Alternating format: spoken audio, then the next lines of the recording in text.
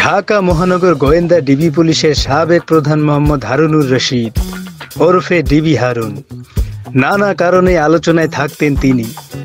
DB অফিসে রাজনৈতিক নেতা থেকে শুরু করে তারকাদের দাওয়াত দিয়ে খাইয়ে হইচই ফেলে দিতেন। একটি ঘটনাকে কেন্দ্র করে চিত্রনায়িকা বিদ্যা সিনহা মিমকেও ফোন করেছিলেন হারুন।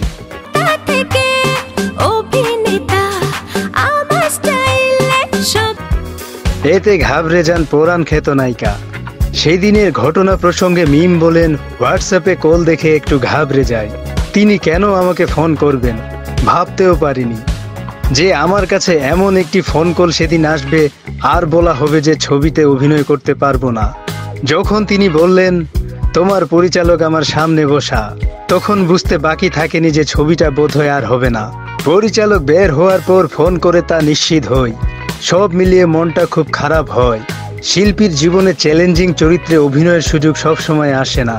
আসার পর যখন আবার তা থেকে বঞ্চিত হতে হয় তখন মন খারাপ হয়।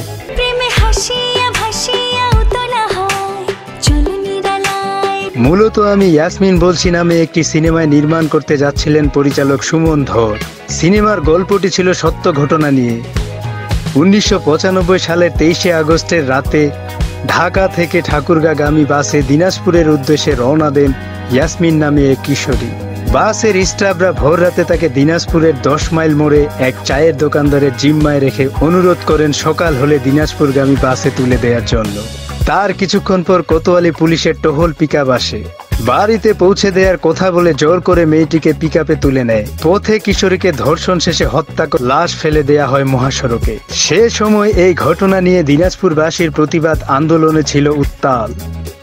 এতে পুলিশের গুলিতে প্রাণ হারান 7 আন্দোলনকারী, আহত হন 2 শতাধিক। দিনাজপুর সহ সারা দেশে আন্দোলন ছড়িয়ে পড়ে।